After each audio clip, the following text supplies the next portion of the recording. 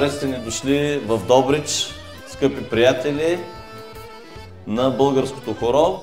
Нека да се направим на Тодоровден една хубава фолклорна кушия, танцова кушия. Но преди това трябва да се представим кои сме. Ние като домакини от фолклорен клуб за леса. Добре сте ни дошли. Клуб по български хора, Нашенци, град Русе. Клуб за народни хора, фолклорен извор. Така. Танцова формация Гиздава девойка от град Попово. Здравейте. И от Силистра имаме клуб за народни хора Дръстър.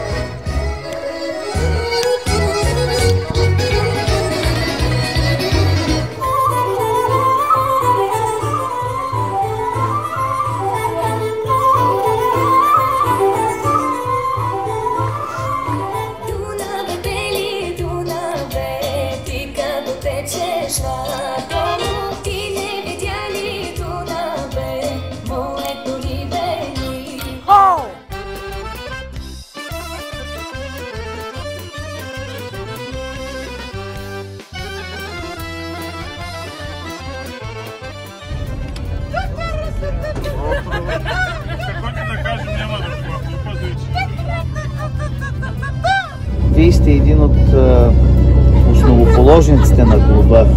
Да кажете, от колко години танцувате? От 2009, това колко години са? 16! 16 години, доста време. Колко хора горе-долу си научила за това време? Събудих се на 40 и с 140 хора. Това е една доста сериозна бройка. Да. А има ли още хора, които трябва да са или могат да се научат? Знаеш ли? Да, убедена съм, че има безброй много хора, които ти ще извадиш. От Копривчица, от разни селца. Традицията повелява на Тодоровден да се направи питка във формата на подкова, но ние не сколасахме за подковата и я направихме кръгла, обаче все пак успяхме по някакъв начин да намерим подкови, за да може да бъде трябва направена.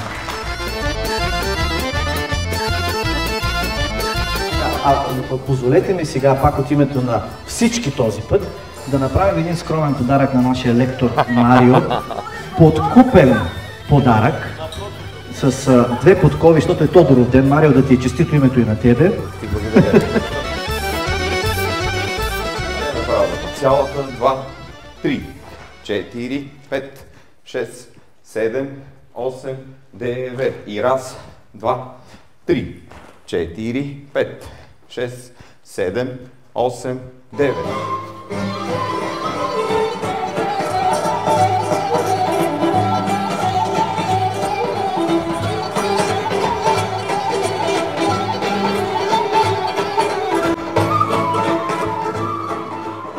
За мен е изключително удоволствие да бъда гост-семинар тук, за което благодарности за организатора Иван Иванов. Много се радвам, че ще се видя с стари приятели като теб и като твоите прекрасни танцори от Нашенци и всички останали клубове, с които не сме се виждали до сега.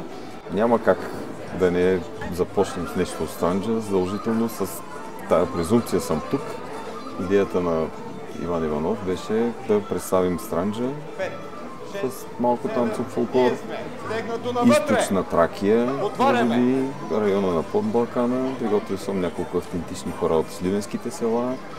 Да направим, ще видим докъде ще стигнем с времето и може би мъничко еркеч. Надявам се да мога да предам танцовия фолклор във видео, в който аз съм го заучил лично от тези хора, някъде на терен, някъде на събор, някъде така при лични контакти, но това са хорца, които аз съм ги учил от извора. До вечера на представянето тук на танцовия състав на ансамбъл Странджа на тази кратка програма, със сигурност нещата, които сега ще позаучим от Странджа, ще ги видите вътре претворени вече в сценичен танцов фолклор в репертуара на ансамбъл.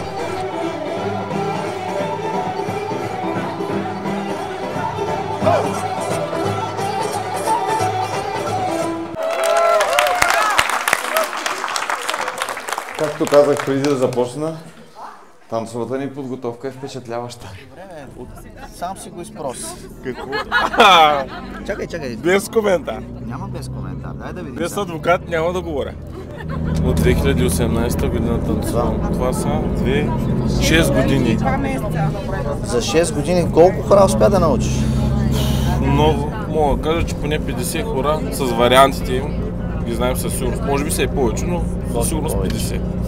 О, ти си от последната група всъщност, Да. от най-новите нашеници, така да разбирам. Добре, как всъщност научи за клуба и защо реши точно в този клуб да се запишеш? Ами, това са най-добрите в целия град. Как, защо? Ти, доколкото знам, и рисуваш. Ти си, може би, бъдещ художник. Да. Много странно откъде любовта към народните танци, при условие, че ето ти се занимаваш с едно друго изкуство, и то много по-изящно изкуство, като рисуване. Еми, то танците винци са в кръвта. Народните танци са в кръвта на българина.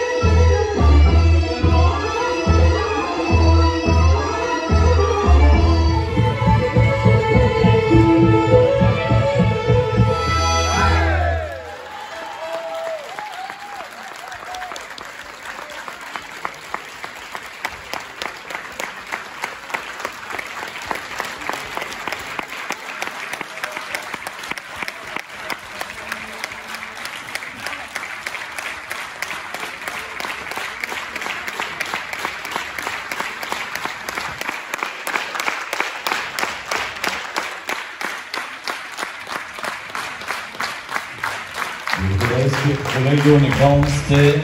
Радваме се, че станахте част от нашия празник.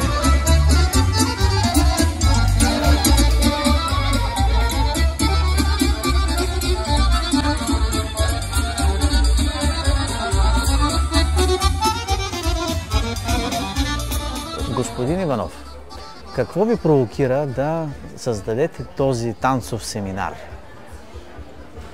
Винаги ме е провокирало това, че ние трябва да бъдем заедно на хорото.